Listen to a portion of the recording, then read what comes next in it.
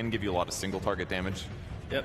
EG, they don't have the best form of control. They go for a shaker that will help supplement that a little bit, but if Gaimin hit their stride early on, Roshan falls very quickly with the nasal go bristle plus the bugs, the carry weaver, the Pangos, like they are so aggressive and they don't really have cooldowns. Like none of these heroes, like sure Rolling Thunder, but that's relatively short. And yeah, Gaimin, if they can get a little bit of a grip, that's where EG, they're gonna feel potentially outpaced, right? Willow, a lot of farming. We saw it just, what, hours ago when RTZ tried playing it. It was just constantly farming. Please, 25 minutes, 30 minutes, just please wait. And I don't know if there's enough time for EG to get their heroes into the game against what is such an aggressive lineup. I do like the Earthshaker a lot though, because he's going to be able to set up disable follow-ups. He's great against the Weaver carry, and they can also then utilize the Terrorize so much easier. It was when she first came out, that was the combo. Any stun plus Terrorize, somebody is probably dead. So there's some good synergy in the EG draft for sure. Very team-heavy focus for Evil Geniuses. We'll see if that's an advantage for them. We can actually know more about their draft as we have their coach ready with Tsunami. That's right, I am standing by with Vintage, with Avo helping out with the translations. Vintage, yet again, I'm looking at a Dark Willow carry, but this is something we haven't seen that much during the tournament. How important is it for you to stick to what Evil Geniuses plays all the time versus trying to adapt to new heroes as the game develops? Vintage, vemos Dark Willow como carry en este caso. ¿Cómo de importante es para tu equipo, cuando estás en el segundo día del torneo, adaptarte a lo que has visto hasta ahora, a comparación de sencillamente seguir el juego, el plan de juego de Evil Geniuses de siempre? Yo creo que el camino es adaptarse para que ver la manera que funcione. Creo que Dark Willow es de uno de los carries cheesy muy fuertes que han aparecido. Es muy bueno contra el Bristle. Así que lo hemos practicado bastante durante toda la semana. Estoy feliz que haya salido el héroe. Así que tengo confianza que puede funcionar muy bien hoy día. He thinks the path is just to adapt. You know, you gotta make it work no matter what. And he thinks Dark Willow is one of the stronger carries that have come out. A little bit of a cheesy pick. Really good against Bristleback. And they've been practicing all week, and they're pretty confident it's gonna work. How about adapting to your opponent then? Because Gaimin Gladiators has also been terrorizing everyone this whole season. Are you still just sticking to your Evil Geniuses foundation, or you got something special against these opponents? Gaimin Gladiators ha estado aterrorizando a todo el mundo esta temporada. Es el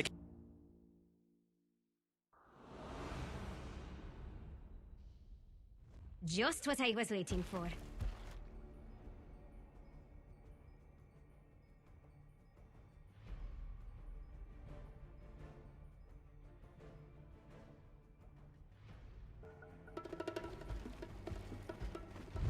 The lesson for you is never try. Just what I was waiting for. This is a good opportunity to learn.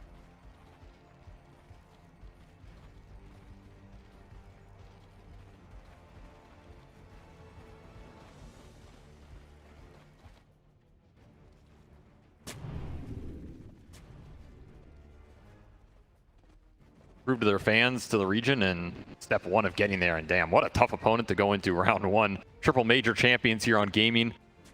Everything that has been said about this team, I feel, has been said at this point. Now it's just prove it. Absolutely. Can you prove it when elimination is on the line? We asked that question to Gaimin Gladiators at Riyadh. We said, you went through the upper bracket time and time again when it comes to these majors and you win the whole thing, but can you bounce back when you've been knocked down? They proved at Riyadh they can, but Evil Geniuses, they have been the masters of going through the lower bracket. In fact, it's a reason that they have actually not played up against Gaimin Gladiators in one of these major LAN events this year in playoffs. They matched up against each other in group stage time and time again. Here in some dream leagues, they'll play a best of 3. But when it comes to these LAN playoff games, they actually have not run into Gaimin Gladiators. So despite both of these teams going far in tournaments, this is a little bit of untreaded ground. That's an interesting strategy to dodge the most dominant team. You know, just stay in the lower bracket. They're never there. Exactly. Upper brackets for somebody. You know, I won't complete that, but Matthew will also not complete the snowball. And then snowball level 1. I think it hurts a little bit on this lane. I mean, you really want to get this, like, shard. I mean, I guess it doesn't matter. Shard or snowball into the tag team level 2 is the timing you're looking for to burst this Weaver. And we're looking at a carry player in dyrachyo who has arguably been the most aggressive carry player we've seen come out in the last few years. On one of the most aggressive carry heroes that, dare I say it, has a history of falling a little short at TI clutch matches. I feel like this Weaver always pops off, but it's a different thing getting that win. And of course, it's a very different Weaver than a lot of these past tournaments. I mean, this is a hero that scales a lot better, and the damage just ramps up considerably, especially level 20 and 25 talents. It's a long way away, but the Geminate just starts to pound you into the dirt. It's like, what, plus 90 with the level 20 talent, plus 65 now with the buffs. You're looking at over 150 bonus damage per Geminate that can also proc off the Shard. Sakuchi going through everybody. It's just a whirlwind of pain. So that is what dyrachyo is looking to get towards here, hopefully with as little deaths as possible. There I caster curse him. And EG coming out with their own pace. Shaker last pick mid to combat the Pango. Of course, only one of those heroes is real, as I mentioned. Yeah, it's, well, we have interesting carries on both sides. I think Weaver and Dark Willow are a little unexplored in the current meta. We could definitely do a little bit more digging on those heroes. This mid matchup, it's the same old that we've seen so many times. As you said, Pango, not a real hero. Earthshaker also being spammed in the mid lane quite a bit. So it's so funny he like complains about it, and then he just plays it every game.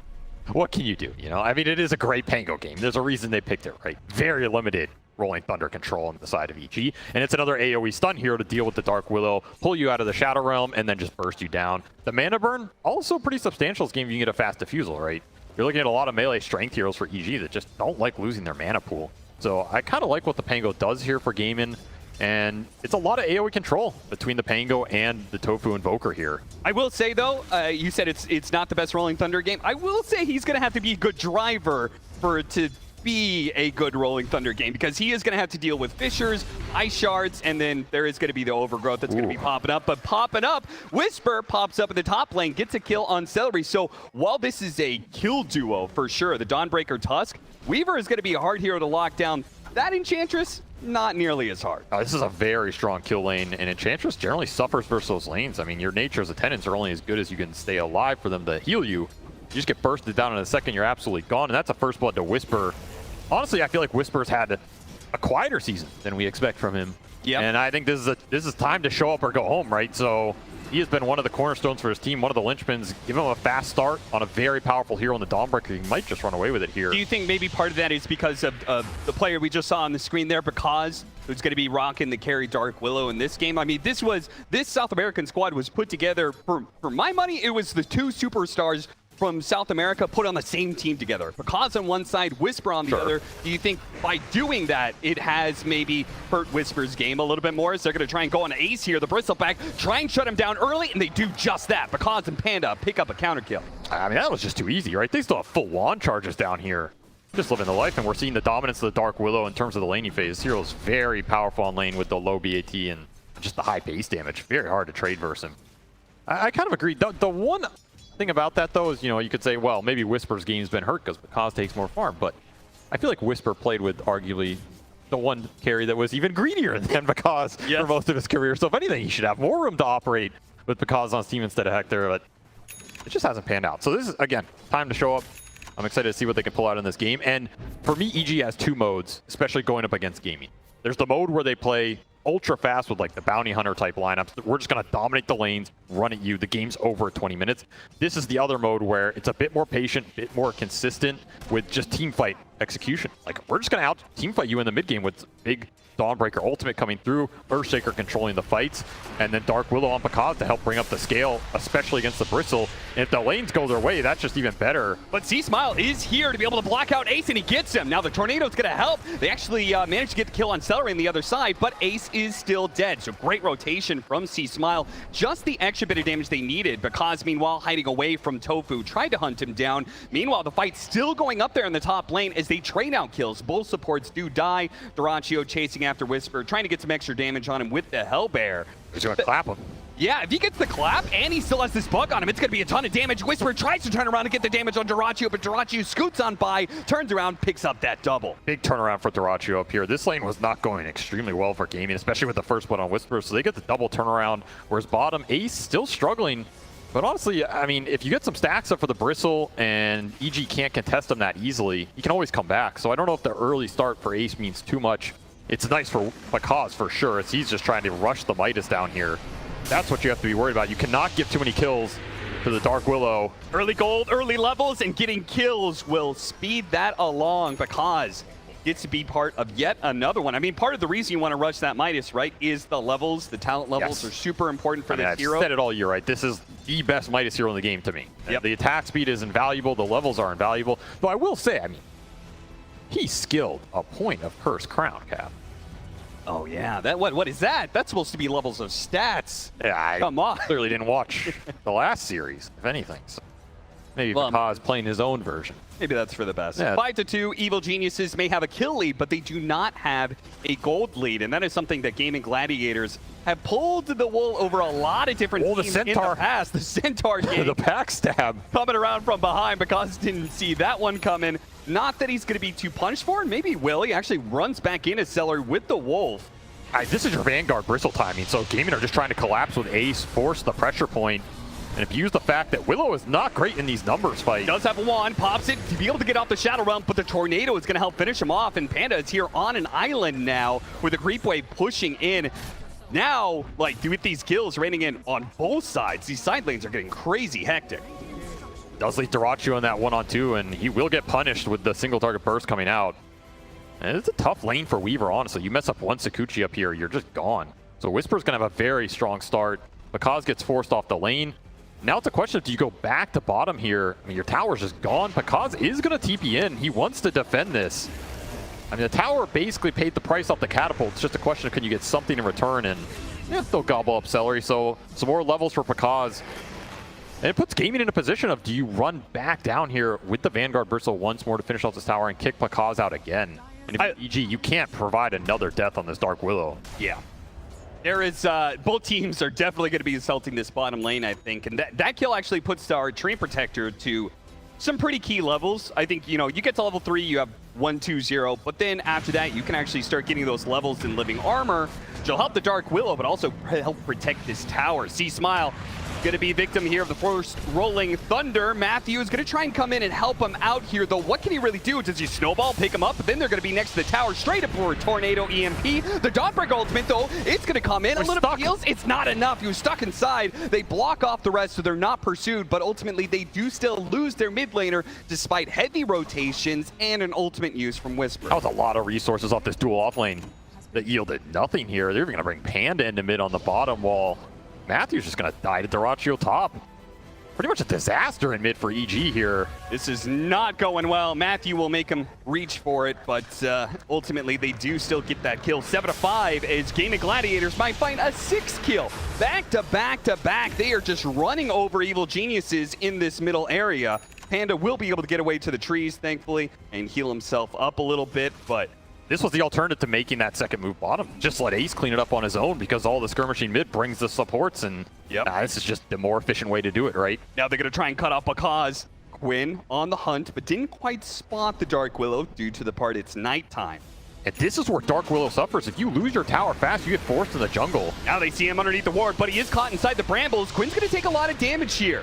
And is going to pursue, but Pakazs cannot afford another death, and that leaves Panda alone. Threatening the terrorize, ultimately doesn't throw it out. Cannot save Panda, cannot save their tower, and C.smile's rotation may only net them this support kill. They're going to be able to get him with the dust, but now the Rolling Thunder is going to be troublesome. Bouncing back off the cliff, C.smile trying to get a cliff push off, does manage to get that. They have to chase away Ace, though. That damage was beginning to build up from the Quills. So terrorize put to use. Gaimin Gladiators just forcing reaction. I mean, what's happening top? Getting so much. They're going to get a tower out of this. They have to get kills off this. They cannot afford to be losing towers for nothing. They will punish Seleri. Can they get dyrachyo next? No way. He still has ult up. Skelly Boy's just doing the work here while everybody's distracted. Quick bottle refill into mid.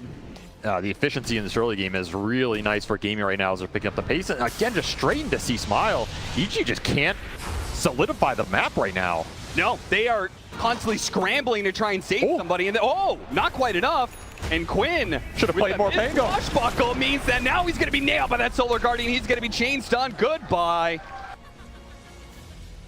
10 minutes in, finally, Evil Geniuses get a little something to work with, though the damage is done already. They have a Train Protector, and they've lost both their side lane towers. It's a big misstep, right? When you're rolling these early games like this, it's all about momentum, especially based on the supports around your mid-hero. That's a big swing. It gives some breathing room for EG in what was turning just to be a rout on that laning phase. And what I was mentioning is, for Pakazs, when there's this much early tower pressure, Dark Willow's not a hero who wants to be forced into the jungle super early, right? You don't have some crazy farm spell in Glaives or Sven Cleave or something. You want your hand of Midas. Yeah, and then you're okay or you getting can go there. jungle. But it's a slow hero, and I think this Bristle pick exploiting the fact that you have Enchantress to back it up, so you're pressuring both tier 1s on equal sides of the map. It's not a situation Pakazs can respond accordingly to, whereas dyrachyo, he's going to be happy to join all these fights on Weaver, man. He comes in, he throws a bug out. You have good minus armor synergy. Nailed him. And that's one great thing about the Dark Willow. Later on, might have a harder time being able to kill Seleri with the Untouchable, but early on, you've got this Bedlam that'll get you free kills on an Enchantress every time. Maybe support on support. Dark Willow is really nice again. Oh, I do think it's a very good Dark Willow game. If Pakazs can get there, he's going to wreak some havoc in the fight. The question is, can you get there? And right now, these Gaimin cores are pulling out ahead. And the thing is, if you misstep on this map once, Roshan is going to melt, right? You have Goo, you have the bug from Weaver, you have Alacrity from Evoker later on in the game. Untouchable to be able to tank the Roshan. Lucky shot. I mean, there's a lot of minus armor poke that comes through for this gaming lineup. Even just the single point in Goo that hits you, it got buffed, right? It's a lot of minus armor straight off the bat, even with the low levels here. It hurts. Bouncing around once again. Rolling Thunder will find more and more kills. Gaimin Gladiators. Now they're going to put some pressure on this mid tower. This is something Evil Geniuses cannot afford to give up, but can they stop it? No, With no way. C.smile being gone and too many heroes here, all 5. I mean, I love the fact that Gaimin Gladiators make a move like that, right? Getting the pick off, but then just bringing all 5 and saying, go ahead, fight us. Just not a lot of zone control for EG, especially dealing with the Enchantress summons this early, and they know the Weaver can rotate. Can't keep these towers up, and that's a lot of minus value for the Treant lineup here. Treant would prefer to fight around these towers. It's not just about living armor healing them up. It's like, how does Panda get a good fight with overgrowth, right? A lot of the way you do it is you take defensive fights around your tier 1s where the enemies dive you, and it sets up Treant spells. All 3 tier 1s gone by 12 minutes. This is looking like a classic gaming game of, we're just going to run through the objectives so fast you don't have a chance to respond. And it's Ace leading the pack, a very good sign for them, as he has been the linchpin for this team's success all year, right? Yep. In fact, the Gaimin Gladiators, their run through the majors early on in the season was based around a lot of the fact they just figured out like what Ace needed to play to give them the win condition at the time. Do you feel like that changed, though, in the recent meta? I mean, for sure. A lot of that hero pool was summons heroes. It was aura builders. It was things like the Underlord that he was almost undefeated on. I mean, where are any of those heroes now, right? They're gone. So you have to kind of adapt, pull these new heroes in and make them work for you. We're starting to see it with things like the Primal Beast and the Bristleback. That is something Gaimin have had to adjust. It changes a lot of your itemization across the board. EG will go for a quick pickoff here on the support Evoker, of course. Damn, that is a big swing there from Wisper.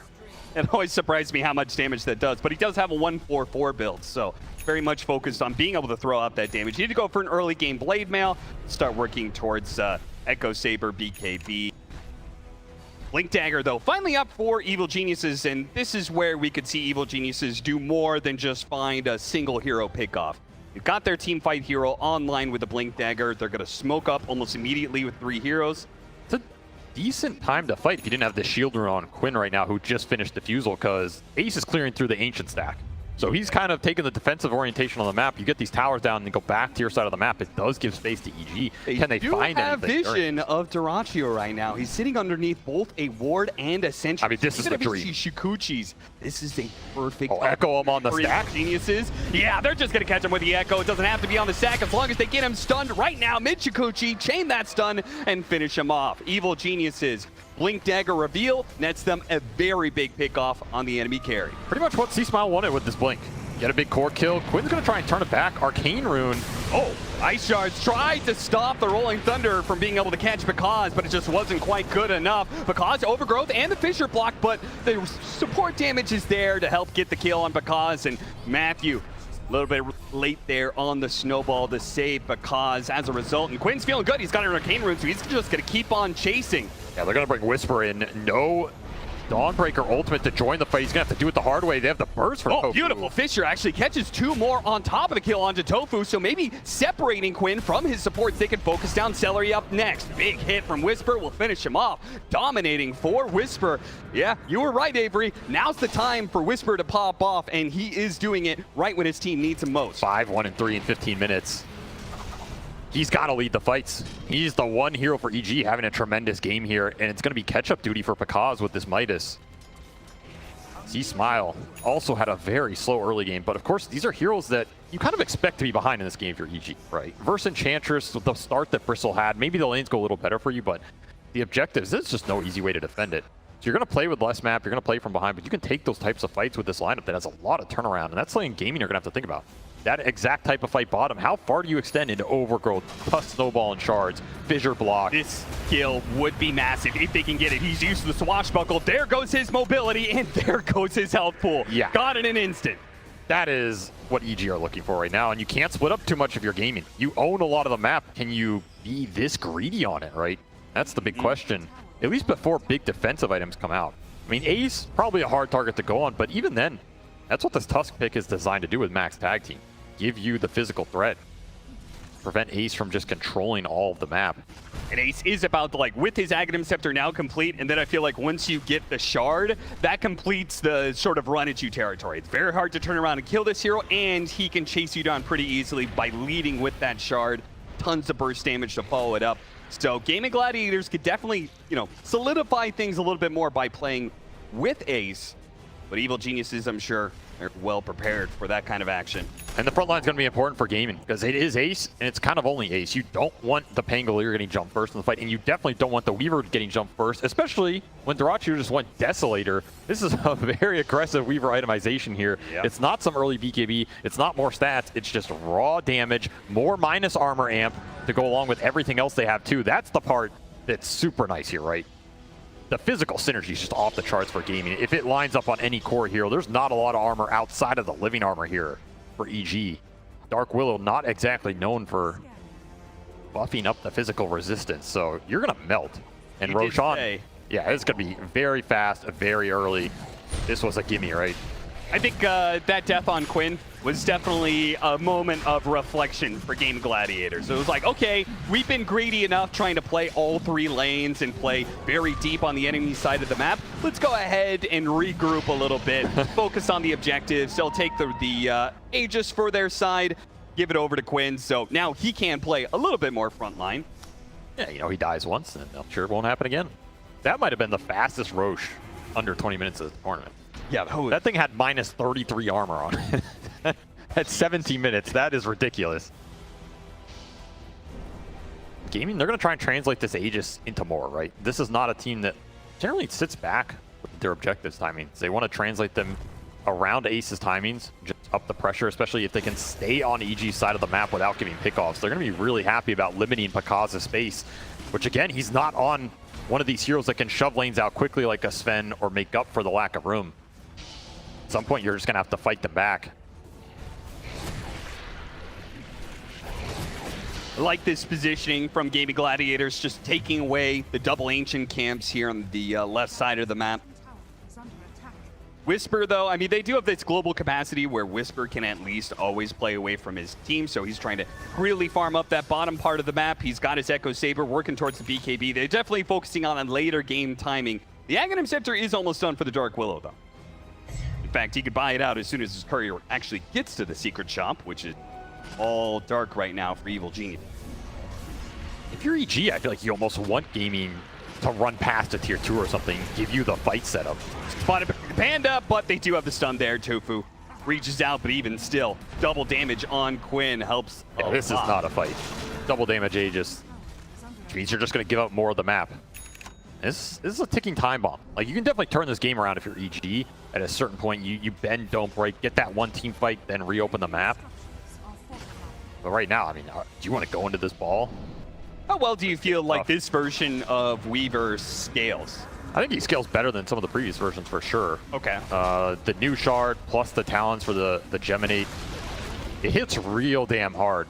This hero can be really scary in the late game. I think it is still a hero that's susceptible to getting bursted, and you know, maybe he's not as terrifying in an overall team fight, but when you have some of these other cores that can help pick up the physical damage slack, then he's just great because the bug goes through. Suddenly Pango and Bristle are having a field day, right? Yeah. You're amping the damage of everybody on this team. That's what's really nice about the gaming lineup. The scaling synergy is nothing to scoff at. You're going to make a quick smoke, try and control all the Ancients here. Continue to limit Pakazs' room. Pakazs? Yeah, he might get caught. Yep, they're going to hit him with the Tornado. Team has to respond here. Shadow Realm TP away, but the Cold Snap was still on him, so he couldn't actually complete that one. Oh, here comes that Rolling Thunder. Overgrowth is going to be able to stop him. Snowball, though, didn't go through. Was actually on to Quinn, so he wasn't in a position to be able to pick him up. Oh, Cold Snap goes in, almost enough burst damage. Ah, and Matthew is there with the final punch, but it is a blow that is good for EG, but the fight is not. EG is going to lose more members here as they've already lost the 2. Looks like Quinn, he's searching for more. He's like, you guys got this kill, right? All good. I'm going to look for a 4th kill out on the map. Maybe they were a little bit too greedy here. Does not have a TP though, so he's going to be dying. 21-minute wisdom. Finds him with the quills. Oh, Panda! Panda, get it! Okay. What? Hey, he got the wisdom rune at least. Gives up his life to get the experience for himself and his team. I don't know how many players get that rune in that situation, but Ace gives them a little bit of a freebie. Speaking of freebies, one thing about this Bristleback, Tormentor is always a freebie for him. Solo it up here. That's going to be a nice grab. Map control paying off for Gaimin as they continue to run through these.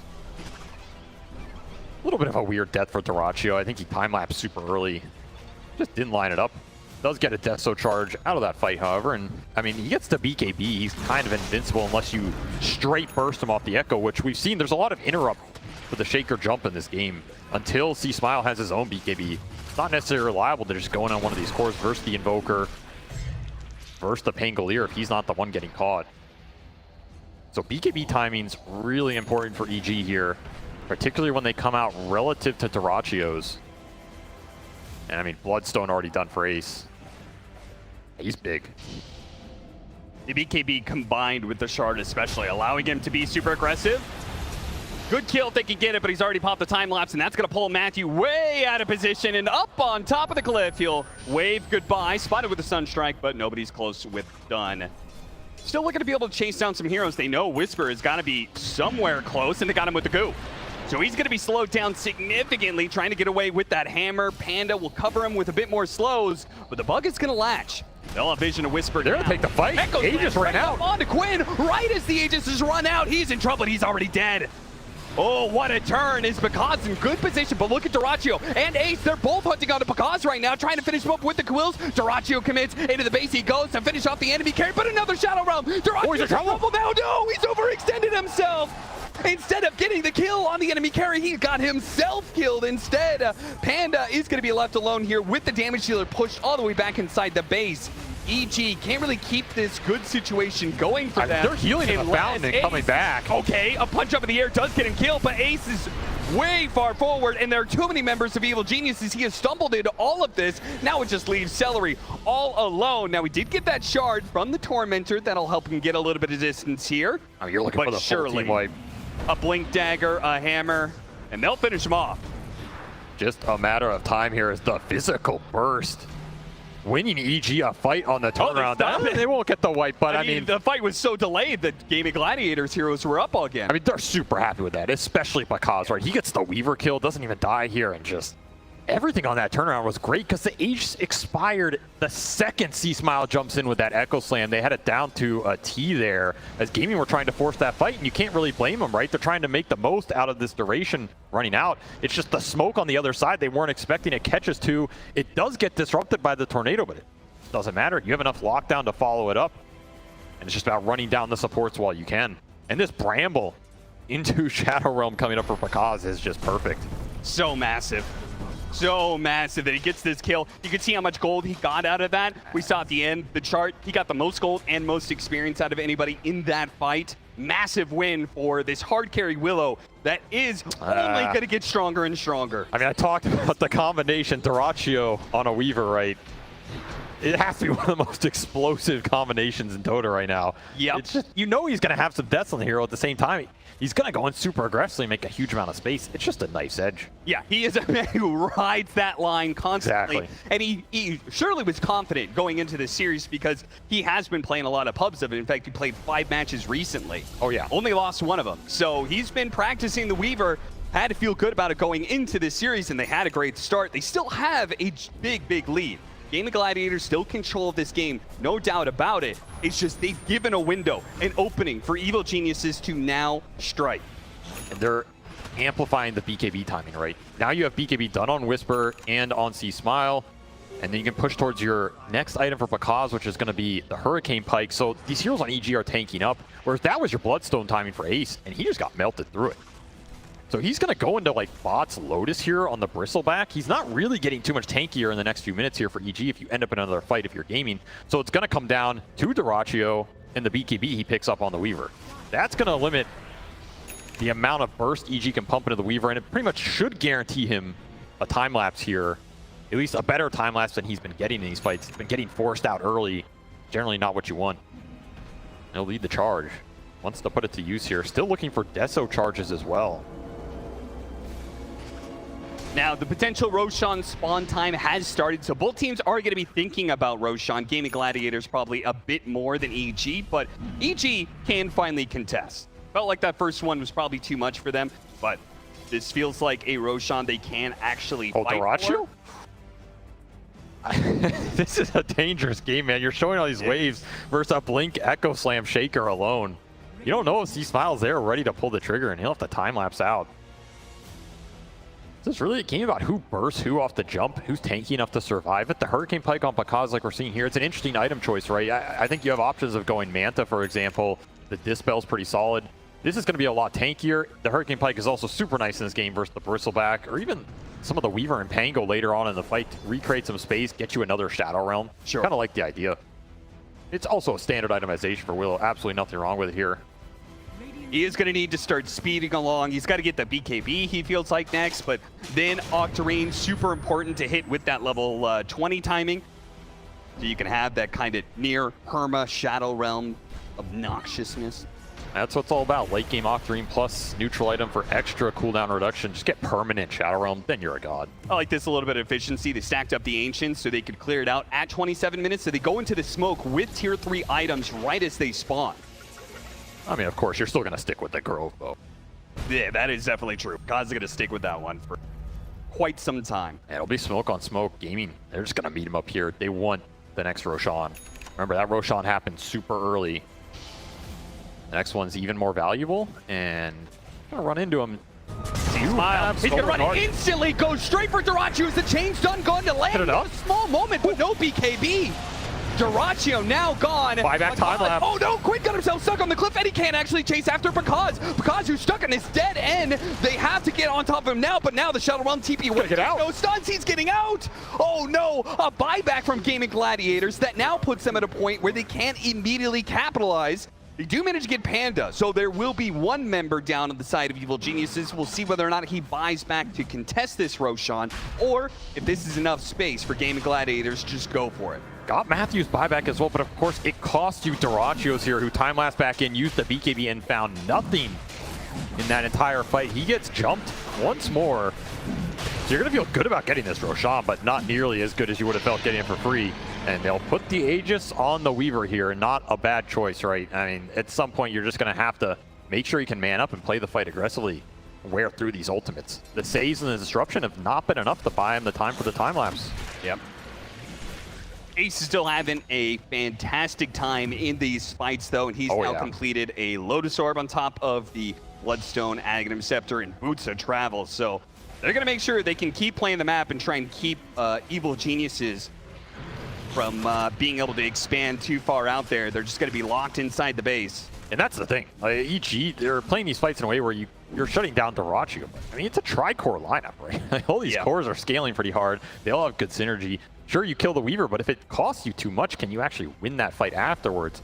And the only real consistent damage they have going into these later portions is the Dark Willow. At some point, Pakazs has to be able to stand there and win them that long fight, kill multiple cores after they commit an Echo Slam, you know, Solar Guardian onto dyrachyo. Right. That's what you're saying. Ace is big, and yeah, he is big and bad. Now, they are going to be going, I was wondering, where's the break mechanic come in? Because you're right, they haven't really been addressing this Bristleback all too much. We're going to go for a Shadow Blade on the Earthshaker. We'll see whether or not he completes out the full-out Silver Edge. Obviously, Shadow Blade, the invisibility is super important. Yeah, I don't know if you're going full Silver Edge here. I feel like they're aiming more just for the Tuskags. That's something that can shift the way these fights are played. Displace one of these, especially Ace on the front line, displace him into your burst. That's a very different scenario. So that is something Gaming are racing against here. I mean, they're not racing, right? They're still 15K up. They are controlling the whole map. cruising through this game. Still have Aegis for 3 minutes. Could very well just be a high ground force here. I think they should, because I'm looking at Matthew, and he's got an Aghanim Scepter queued up. Yeah, so You do not want to be trying to Exactly. still break the high ground when you're dealing with Aghanim's Tusk, so I definitely want to take that advantage. At least get yourself 1 or 2 lanes of barracks before that item comes up. it would feel nice to go high ground here, especially with Weaver just hitting level 20. Talking about this hero scaling, I mean, this is one of the big timings, right? Plus 90 on the Geminate. Has the shard as well. Yeah, that kind of flat damage buff is going to be super impactful in this window right here.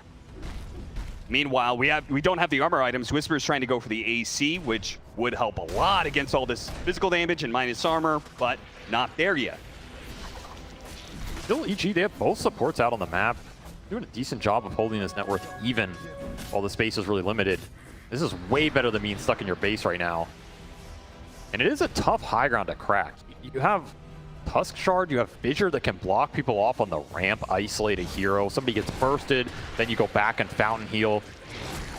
It's definitely not the easiest high ground, particularly for a Weaver who, as we've seen, is pretty burstable this game. Be another solo Tormentor from Ace.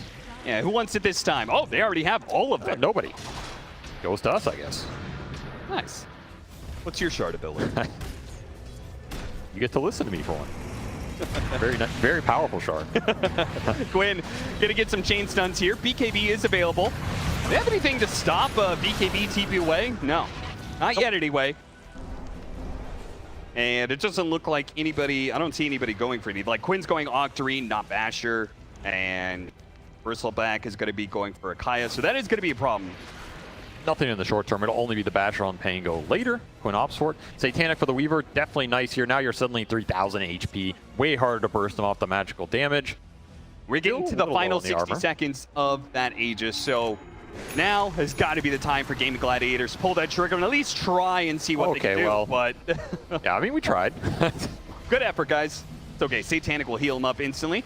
And, well, they got the living armor on the bottom tower. Do you want to go hit mid instead? I just don't think you can force the high ground here. You don't have a great way to siege it.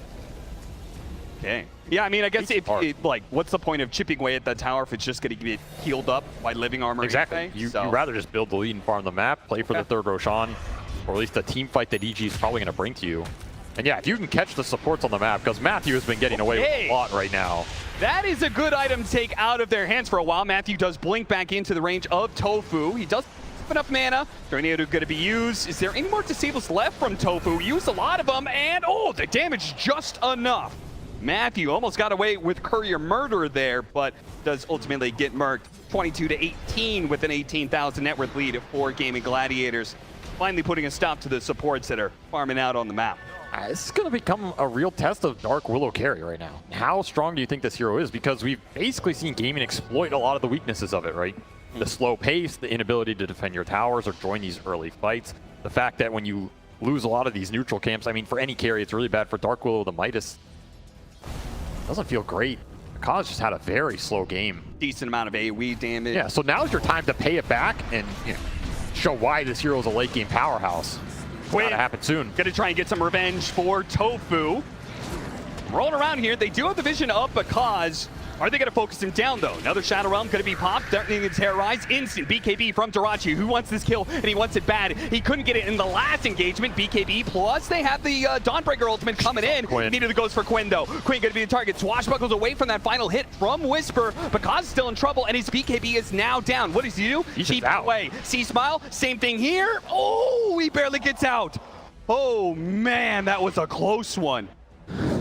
The Geminate hits off this Weaver when you get minus armor down. There's no saving you. I'm surprised that EG get out of there with everybody. Yeah, I think that was just the Shadow Blade that got him away ultimately.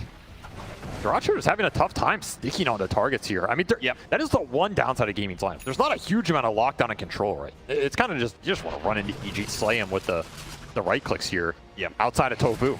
And tOfu, he's doing his best, but hard to control this Dark Willow in the Shadow Realm right now when your only real AoE spell outside of the Invoker is the Rolling Thunder, and they've been jumping Quinn. Did get the cheese out of Quinn on that as well. So technically, you got through one life there. Kinda.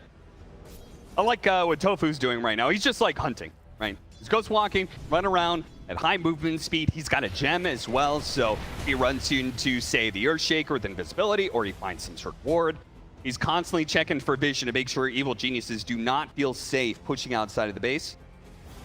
And again, trying to limit somebody very important here, Matthew. Still, what was it, 1,000 gold away from that Aghanim Scepter. It's looking like Gaimin Gladiators, I think they're likely to get the third Roshan, but it means they're also probably going to be facing up against the Walrus Kick high ground. That's the thing, the Walrus Kick is really nice for stalling the game, but it doesn't help you in that Roshan fight, I think, especially if it ends up being Dire side, where Gaimin can just abuse buybacks. Again, there has to be at some point more consistent damage coming out from EG so they can win a longer fight. Otherwise, I think Gaimin are going to be happy to throw lives and then just take the longer extension. Sure. Win it off that. I almost wonder if evil geniuses, I'm sure they are going to contest Roshan, but I almost feel like it would be better for them just to say, go ahead, take the Aegis, try the high ground, see what happens. There's a route you can go. Again, that comes down to your conceptual understanding of Dark Willow right now. Yep. Just how hard does this hero scale in this particular game? Silver Edge for Pakazs is definitely going to up the capability in the fight, especially versus Ace here. More attack speed, more damage, crits. Everything adds up, and hey, Walrus Kick online for Matthew. He eventually grinded it out in this game. The lead has been built to 22,000 gold for Gaimin, but he eventually found some space, which is going to change how these fights operate. And I mean, you've got to just instantly go for the fight here, right? If you want to get a fight in, maybe for some buybacks, set yourself up for the Roshan, which is going to spawn soon, and you know it. Now's the time, and it'll be a smoke from EG to try and find something on the map. It is a powerful tool to be sure, but is it enough to cut through a 23,000 net worth lead for Gaimin Gladiators in this Roshan fight that's going to be coming up? 45 seconds until Roshan spawns. Both teams are going to be playing for it throughout this 3 minutes. Dyrachyo, he just completed his data list. We also have some tier 4 items. Very important, Spell Prism on the Dark Willow. So he may not have the Octarine, but he's got the next best thing, a free 12% TDR. ER is always what you want on this hero, especially with the talents coming out. Gaimin closing in on some big ones too, but they're not there yet. They're level 24 on Dyrachyo. Something to note, he went the Ascetics cap here. Okay. This could be really big in the fight because you might not expect the extra status resistance on the jump trying to burst his Weaver, and suddenly he lives with 3,400 HP. If he's the one that gets targeted. Well, I mean, it's Dyrachyo, so he's going to be in there. That means Dyrachyo does have to like really aggressively go in. Otherwise, I think if they get the initiation on Quinn, then things are probably a lot better for EG in that regard. They have to find the Pango the Weaver. There's not really a way around it because Ace is just way too big, man. He just finished hard. 4,600 HP right now. Do also finish this Assault Cuirass for Wisper. Shot dies fast. Yeah, it's gone. This is just an impossible contest. I mean, how do you even get an angle in here, right? Okay, so Evil Geniuses do not contest this Roshan. They are going to have all of their resources for a high ground defense, and we'll see what Gaimin Gladiators, what their strategy is to break this high ground. This is a go high ground Aegis. You have everything you need. Not much is going to change in terms of how these fights are going for you. So you have to devise a plan right now and think about it. Understand someone is getting kicked in. There's potential to fissure block the ramp. You're going into Overgrowth. You're going into Maresca in the back. It's going to have almost permanent Shadow Realm. You can't get on Pakazs. He's going to kill you in these long fights at this point. Damage is creeping up there. Other big items coming in soon. C.smile working towards an Aghanim Scepter. The Silver Edge is going to be on the side of the Dark Willow instead. And the Assault Cuirass we already talked about for Dawnbreaker. Continuing to grow. I mean, is there something you see that Gaimin Gladiators want to wait for right now? Or is it they're just waiting for a better opportunity? I mean, you can wait for more items on Quinn. He also has a lot of room to evolve. In a sense, you can wait for some of these level 25 talents if you really feel like they make that difference. But honestly, I don't think much changes about how the fight is going to go, right? It's just a question of, are you jumping the right heroes on EG? Do you see them? Or are you willing to just let them sit in base until you have 50k gold lead? Yeah, why not? That's what Tundra would say. Best way to siege the base is perhaps just building more war engines. There's the kickback, first one of the game. And there's a time lapse. And an immediate time lapse from Dyrachyo, who's still playing a little forward here. The thing is, you're happy to trade that if you're Matthew. Yeah, they're getting damage on all 3 of these tier 3 towers right now. They know that Evil Geniuses are strongest when there is just one lane being pushed in. There's the kickback again. Ace gonna be in some trouble. He's gonna be pulled in with the snowball. Quinn's gonna try and rescue him though with this Rolling Thunder. Ace has his Lotus Orb still protecting. He's gonna run out of here. Quinn, same thing. He's gonna roll on out away from this space. How much damage have you really done? Overgrowth is actually gonna be used on Quinn. He's gonna be in big trouble. Tornado comes through. Is that enough to save him? No, he ends up falling. Pakazs at half health, trying to get away from dyrachyo, who is tearing through these heroes right now. Snowball picks up Wisper. He's gonna be pulled out of position though. Blink away. Nice. Wisper over to the side here. Can he get back to the fountain? He's getting away from this one. Ace, yes, his Quills do man to finish him off, but he's at half health right now, deep inside the enemy base. The rest of his team though, Gaimin Gladiators focused on the objectives. Yeah, screw the heroes. These buildings are a way easier target right now. You still have Aegis on dyrachyo. They ate the cheese. Really a buyback from EG. Bristleback is dead. They see the opportunity. 1 small second is all it takes to be able to finish him off. C.smile, oh, 1 health. Oh, impetus. It might be enough damage. It's going to fall all the way to the back front, but it's not quite enough. Now the damage starts raining in. A kickback. 1 life down for dyrachyo. Is he going to respawn? He's going to try and squash him, but not quite landing. Time lapse to get to the other position, but there is Matthew on the other side. Too many stuns. Gaimin Gladiators are not able to break Evil Geniuses on the high ground. They get a tier 3 and that's it because they split the difference here, and the kickbacks are just devastating for a lineup that can't take the fight super deep. All the BKBs got wasted really early there. Man, the supports from EG doing work in these high ground holds. Their spells are so annoying between the overgrowth, the kick, the shards, the snowball saves from Matthew, right? I mean, he is MVP in this for sure right now. He gets multiple cores out on the brink of death. Wisper lives with under 100 HP, and C.smile lives with barely any after this impetus, down to 25. I mean, Solar Guardian kept him up. Fighting. Yeah, this is where this team shines, right? I talked about the 2 modes that EG have. They're either going to run you over, they're going to try and out-team fight you. That is one of the strengths of this lineup. They're showing why. It cost them some buybacks, but they are happy to trade that for a big Aegis timing, especially when all their cores stay up. Ultimately, Gaimin Gladiators, they got a tier 3 out of that. That's all they got. They almost got the barracks. They were focused on the objectives. I guess they also got a buyback out of what? The one thing they had going for them was the Lotus on Ace that reflected the snowball. Yeah. That's a nice mechanism, right? Even if you get kicked in, you stall it out, and then you just go from there. Let's go ahead and take a quick listen in onto the Gaimin Gladiators side after that fight.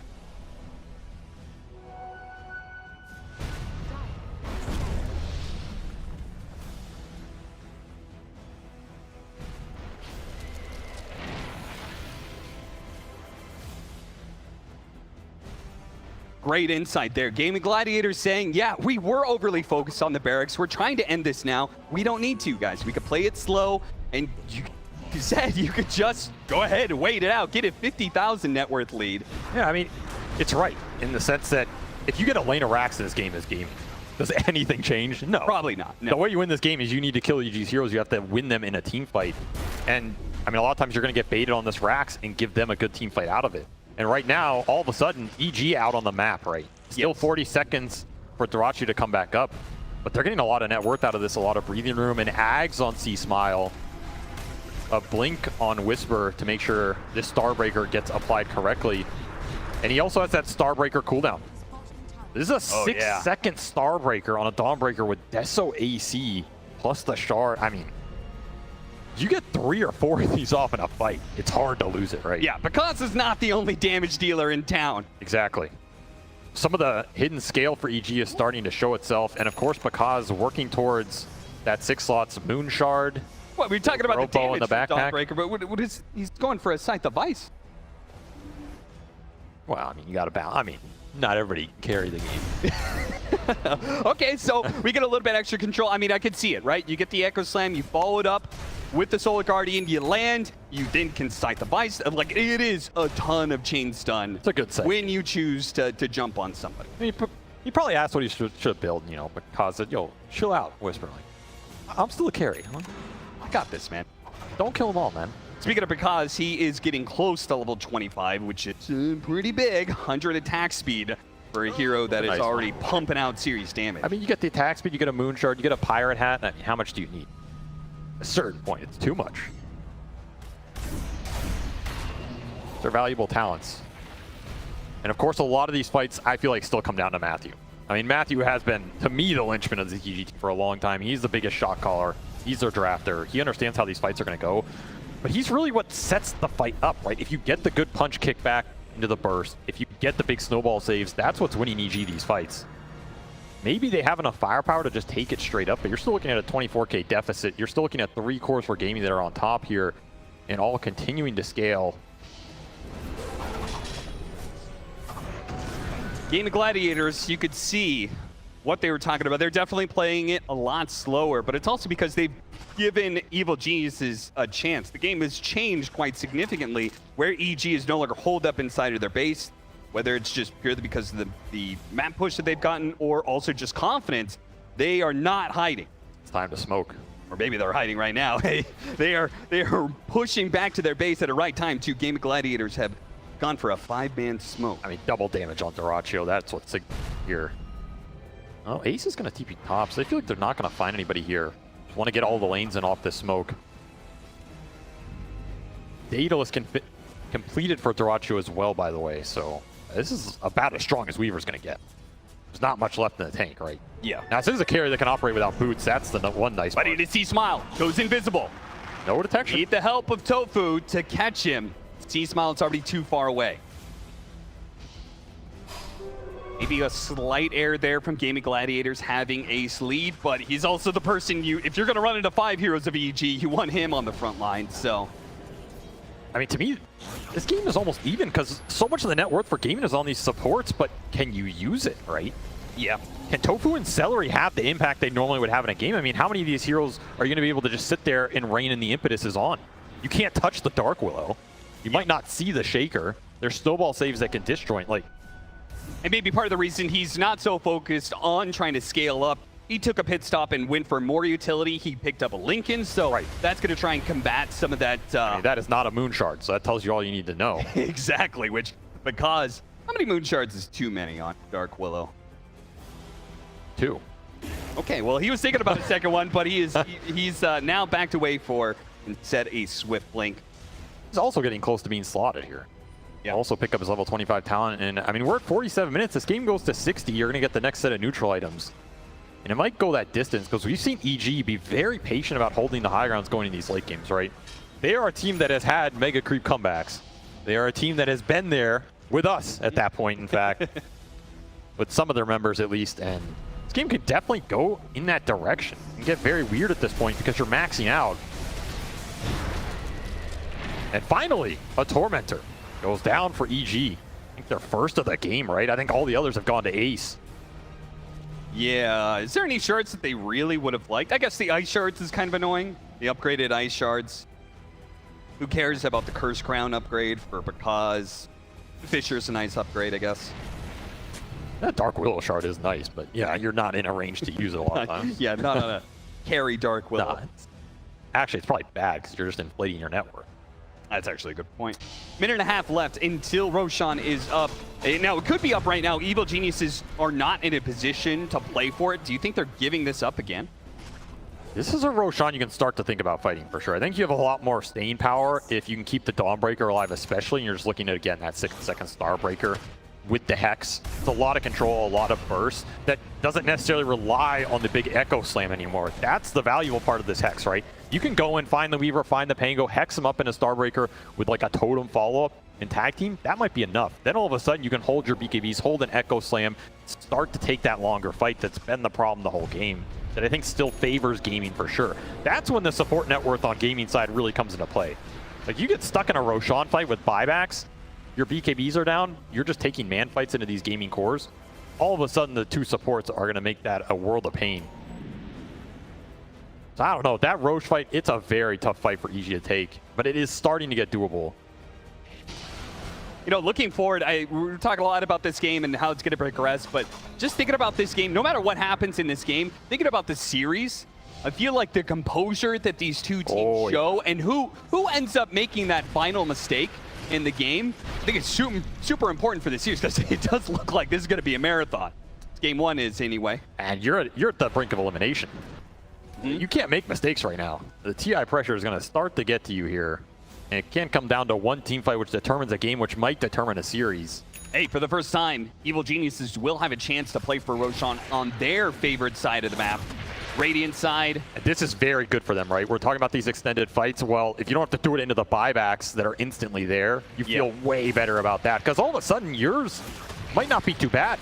Especially if Wisper goes down, you just buy, you can instantly stole or Guardian straight back into the fight. You don't even need to wait for that long TP. There's some global capability here for EG. We're talking about the buybacks. I mean, which are even up right now. It's everybody but Seleri. Everybody but Seleri. So yeah, this is going to be a straight 10 on 10. And here comes the big man himself. Over the Roshan side he goes. Evil Geniuses are ready to play for it, but Gaimin Gladiators show up just in time to contest. A 5-man smoke. They're going to wrap around. Send the skellies in. Get some idea. Okay, nobody from Evil Geniuses is home. Where are they at? Any amount of vision. Look what at you're this. looking for here, so you can get the jump. But look at the wrap, man. C.smile's up so far. But they're also prepared for this. Seleri is in a position to break it with a very deep ward sentry combo there on the far left. But if Gaimin Gladiators don't see this coming on the right-hand side, oh, they spotted Seleri. Okay, he's going to be done. Oh, the Sproink! He's managing to get away a little bit of distance. They couldn't finish him off, and now they go straight for Pakazs. They try and get the Rolling Thunder on top of him. They force the BKB usage out of him. Evil Geniuses are trying to reset right now, but the Rolling Thunder is constantly in their face. Wisper blinking over, knows he needs to be able to help out. Their Dark Willow, they do. They blow him up. Boom, he's gone. Dyrachyo's dead, but they get C.smile in exchange, and Evil Geniuses now on the run. You have to play for the buybacks here. You have to regroup if you're both teams in a sense. They've lost sight of Pakazs with that Shadow Blade. He's getting away. 5 seconds for Matthew, but he's now been caught by the bugs. Can he get this snowball blink away? It is unlikely. Trying to cover him with the tornado, but there's nowhere he can blink far enough. He will be caught by this as well. Gaimin Gladiators with that extra pickoff, especially since C.smile didn't buy back right away. It's looking like Roshan is theirs to take for the 4th time. EG does not want to buy back 2 heroes into running through the vision, running through the Invoker to try and take that. That'll be the Basher done for the Pangolier. The Rolling Thunder did a lot of work that fight. A lot of the damage came out from dyrachyo. A lot of it was into Pakazs, who ended up living. Then he just gets bursted down. Another time-lapse buyback forced out of the Weaver, but he'll get it back with the Aegis here. So a pretty acceptable outcome if you're gaming, right? Especially with the fact that Seleri broke that smoke and lived off of 1 hit. Okay, so tOfu does consume that Aghanim's Blessing. So we've now got the Sunstrike, double Cataclysm going on. Yeah, I mean, you don't have the best stunts to use it. But yeah, I'm not hey, the best. Never know. Depends what Quinn can get for them, I suppose. Yeah, the old dash into Cataclysm. But once more, you are faced with this high ground. And a almost permanent uptime Shadow Realm. 2 more seconds here. We'll get the early BKB. Going to be put to use here. Ace heals himself up with the Bloodstone. Dawnbreaker landing in. The damage is not the best. They do try and break him again, but Ace is just causing enough of a distraction. Wisper now tries to go in, but the barracks is already gone, and he's going to have to jump away. They manage to get the sight onto the Weaver. Force Staff getting them some distance, and that is just enough outside of the sight of the Dark Willow. Couldn't complete it. Couldn't take away that Aegis, and Gaimin Gladiators can now keep up the pressure. So that's EG trading a Rax to keep Matthew's buyback here. That is how much they value the Tuskar in these fights. Kind of agree with it, right? I mean, you can just buy the Tusk there and take that fight. But like we heard, the Rax, it doesn't mean much at this point in the game, especially when you have a Dawn who can just clean up the lane anyway. They will retain all their buybacks outside of Pandas, which they traded for Dyrachyos, and Aegis up for 3.5 minutes here. So you're going to have a 2-minute differential where you don't have Dyrachyo's buyback and your Aegis expires. So if you're gaming, you kind of want to use this Aegis. On the flip side, if it goes really wrong like it did the first time, like if he dies after being kicked deep inside the base? It's pretty terrifying, right? Going to be so important in how they use these Lotus Orbs and Lincolns to protect that hero. We are almost at 40,000 gold lead, but it doesn't matter if you get kicked. Can you get the chain stun? Not quite enough. The snowball was put onto him, and dyrachyo already used the time lapse, so he pulls Matthew back, and now Matthew may be forced to use that buyback. Really nice grab for gaming. That is what they want, because now you're putting them in a position where if Matthew dies again, this high ground just gets broken entirely.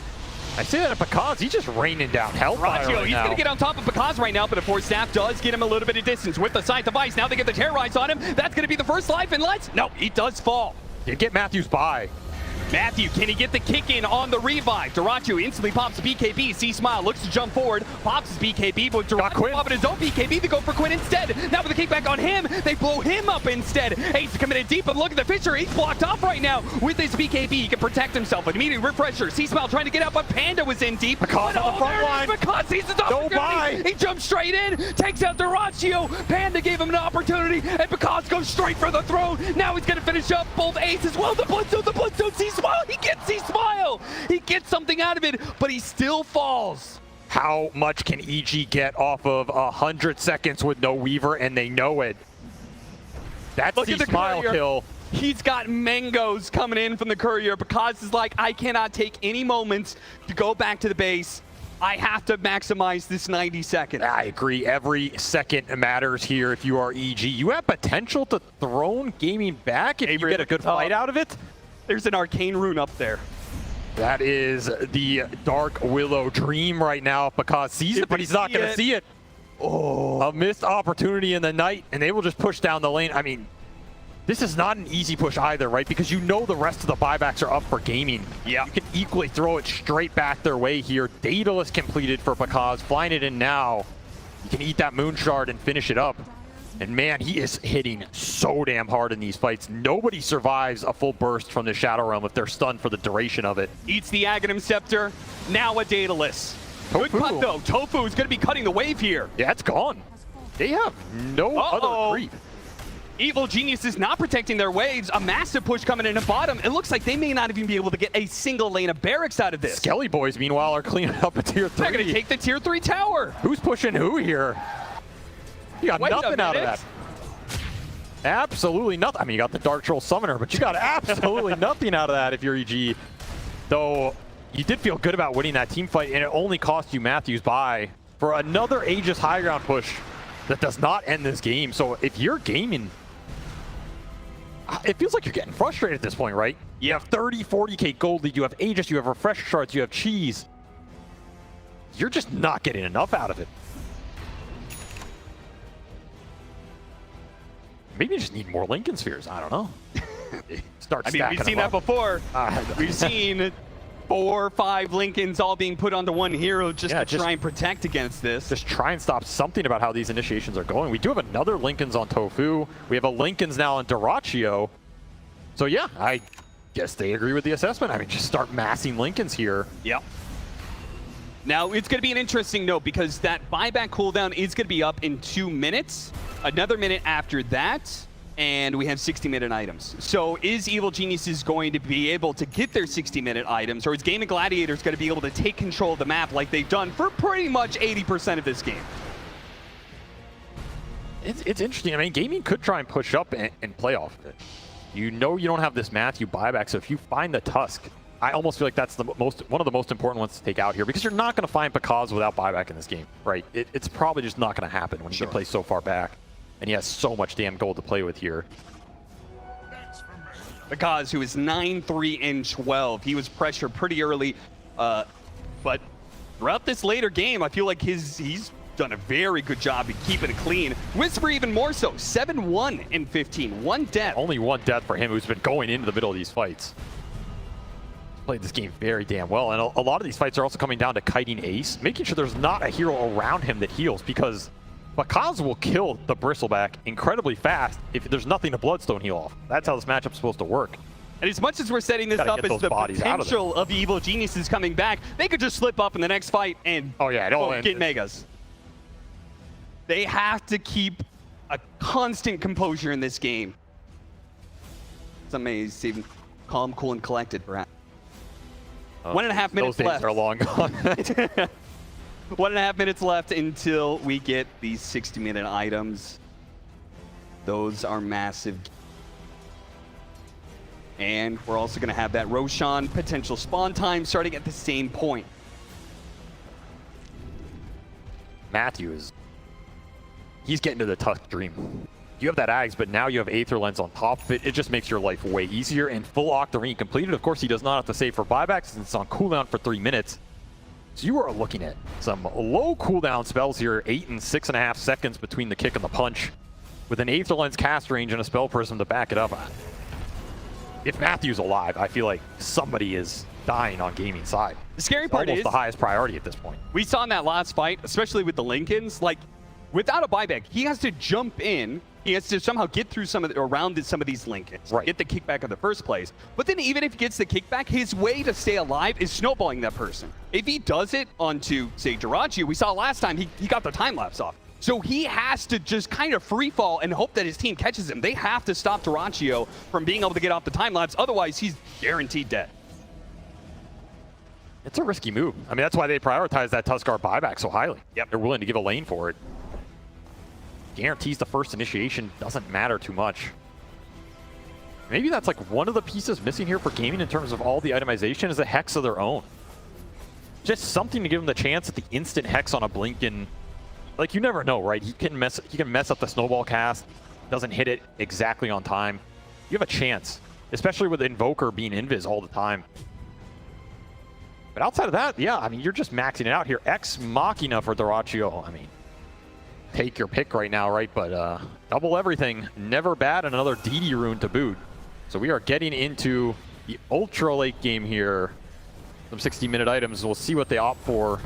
Cataclysm gonna get him some reveal. It's gonna spot Panda, who with the on disc is gonna try and walk away, blink out, but he's gonna be lucky to survive, and he will not. Yeah, but if you're gonna die on a part of the map, that's where you want to do it. That's true. And this will create that space for EG to farm some neutral items. Yeah, they're getting something out of it. They got the Pirate Hat on the Dark Willow. They got that massive attack. They got the Stygian Desolator on the Dawnbreaker, which is probably the best item for him as well. That is a really nice pickup for Wisper here. So funny. I see Panda swap out his neutral item. I'm like, oh, what'd he get? Oh, no, he's just swapping in his Philly Stone. 61 minutes into the game, need an extra 90 GPM while he's dead. Another, wait, whoa. He actually went for another Stygian Desolator. C.smile wants to start pumping out some single target damage too. I mean, it makes sense, right? They aren't always going on the same target here, and their individual physical burst means a lot when they're going on these big core targets, especially at the end of these fights. You're cleaning up a Bristleback, you're cleaning up a Weaver. Makes sense to me. These are some nice items for EG. For Gaming, you gotta match it. Ace is deciding what he wants, still thinking about it. But it's just Mirror Shield on Seleri. You know, it's okay. Ex Machina for dyrachyo is definitely the big one here. I almost wonder, I wonder if wants to go. If he has Mirror Shield as an option, maybe you put him in the front to start hitting some of these buildings. The problem is he just starts getting Shadow Realm. Yeah, that's true. That's the problem. They don't have a hero that kills the building fast enough before Pakazs starts wearing you down. Well, he is going to be cruising now. Force boots picked up on him. Okay. So they're just going for the economic advantage, right? Double force boots between Ace and Quinn here means you free up the boot slots. Yeah, exactly. Get another item. Put that gold lead to use.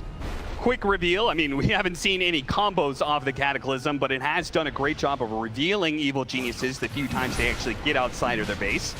And it's going to be yet another Roshan. What is that, the 5th Roshan of the game for Gaimin Gladiators? It'll be an Ag Scepter.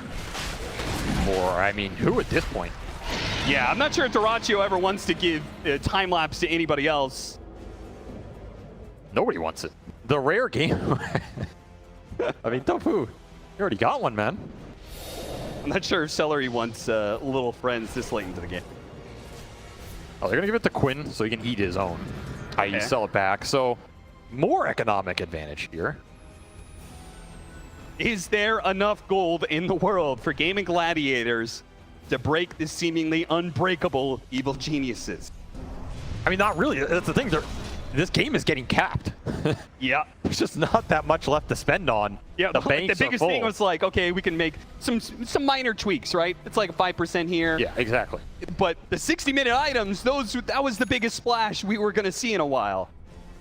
That's where so much of this game came down to the understanding of Dark Willow as a carry, which is not something a lot of these teams are used to. If you're EG and you believe Pakazs will carry this game with the matchups he has, no matter what, you were happy with the high ground defense hold strategy.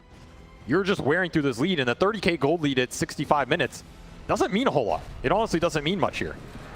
One thing to note about this, due to these item choices, we also have now Arcanist armor on Panda, something to know. But It does mean that Evil Geniuses have the pirate hat advantage. We've seen sometimes in these late games, like a bunch of teams. That's a roll. Rolling Thunder, they're going to go straight forward here with the armor. He gets off the Shadow Realm on Pakazs, has to use the kick. BKB, got the kickback, and there's the burst. That's an Aegis, yes, but it's also Weaver in an awkward position. Is he going to time-lapse? Is he going to BKB? He does both. They got a second lane of barracks, but again, does that change anything? I mean, 30 minutes ago, it was don't focus the racks. At this point, it almost feels like kill the racks before somebody else gets kicked in and get the hell out. The times have changed. But the scary part is, what if they get megas? Then they have to hit tier 4s. Then you're just even closer to being kicked into the fountain. Must go even deeper. They actually here. went outside their base, though. Evil Geniuses decide to go and fight aggressively into him, and they have maybe Ace. Ace in trouble. Got him on the overgrowth. C.smile chasing after him, but he's already got the floats down heal. Back up the full. C.smile trying to get out of here. Dyrachyo chasing after him is going to bring him down. Big crits coming in. Massive damage. A Sunstrike right in the edge, but Wisper will manage to keep away, and because he dies for evaporates. once. They find the Dark Willow, take the damage out of the fight, force a Shaker buyback. Matthew somehow survived off the Octarine cooldowns on the Snowball without an Evil Aegis. Geniuses who break ranks first. They were the ones who were holding this high ground for so long. They decided to take a fight outside of it, and it immediately goes bad. And that was the weird opportunity to choose it, right? That was just an awkward go up the hill from Wisper that it ended up being super deep. You almost get the bristle back, but it ends up just being too far. You overextend, show your backline, and the second dyrachyo finds Pakazs, I mean, I'm sure he enjoyed that kill with some crits. Oh, yeah. He has been getting pummeled the whole game, but finds his revenge. And now, no buyback on 2 EG cores. You know Gaimin want to press the advantage here. Quinn's got an idea, which is Rolling Thunder, go straight into the enemy and just create some space. Now he's taking a ton of damage. He's got to be careful of this one. See if he can roll away before the Shadow Realm second round comes in. He does manage to get out. They get a tier 3. Oh, they got Matthew. Oh, Matthew being pulled away. Who's kicking who? He is going to have to lose his buyback here. And Quinn's back in the base. Quinn, yeah, Quinn. As long as Quinn doesn't die here, this is all space, but the final hit. Oh, the tower. Oh, so close. But Quinn stays alive. You gotta be careful, son. That Rolling Thunder is not protecting you anymore. And the buildings are dying. And by the way, we have a Divine disassembled on Wisper right now. He can assemble that at any point in this fight. If he sees the opportunity for a big hit, it might not be Pakazs you have to worry about. This Starbreaker is going to launch you into the next game right here if it connects. But that's the big question. Can you connect it right now if you're Wisper? And at which point do you assemble Divine right now? Still 3 buybacks down for EG. They got Matthews out of all of that when it was said and done. So once more, if you're Gaimin, you must throw yourselves into the breach. You must press the advantage here. And maybe they only need to do it one more time to get the Megas once more into the breach. Wisper does have that Divine ready to go. He is not going to pick the time. Crits. A second one queued up already. Surprised that Gaimin are giving him the breather and waiting. Okay, there's the Hex on tOfu. So that is the big item I was thinking was going to come out earlier. This is really nice because tOfu can basically be ghost walked on the back end of a fight or whatever and instantly catch a Blinken off one of these cores if you don't preemptively BKB.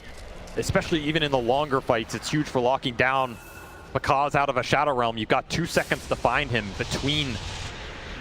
I mean, if he's fast enough, what if he catches Matthew on the Blinken? Yeah, that's what I'm saying. It can absolutely turn these fights, especially when there's no buybacks on EG's side. This is them being pushed to the limit here in game 1.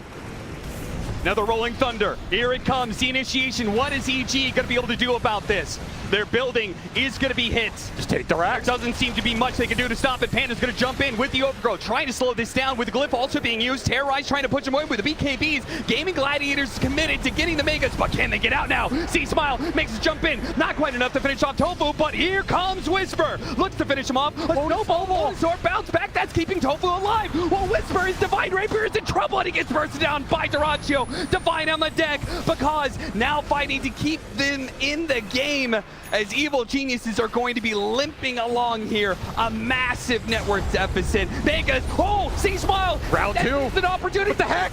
The Hex doesn't save him, no. Pakazs puts him down, but Wisper will fall for a second time. 3 dead with no buybacks. Make that a 4th. Panda can buy back, but it's Panda and Pakazs, the P duo against Gaimin Gladiators as a full 5 stack. And the tip from dyrachyo, it may have had me early, but in the ultra late, there can only be one. Double hex from the gaming supports just broke that high ground fight. And now you have a divine on Seleri. The true carry has arrived. Look at him. He is doing the most damage. Dyrachyo, they just lean into the buildings. That is going to be it. Evil Geniuses will call it 69 minutes. What a nice game, but Gaimin Gladiators will close it out and get a Game 1 victory. Oh, man.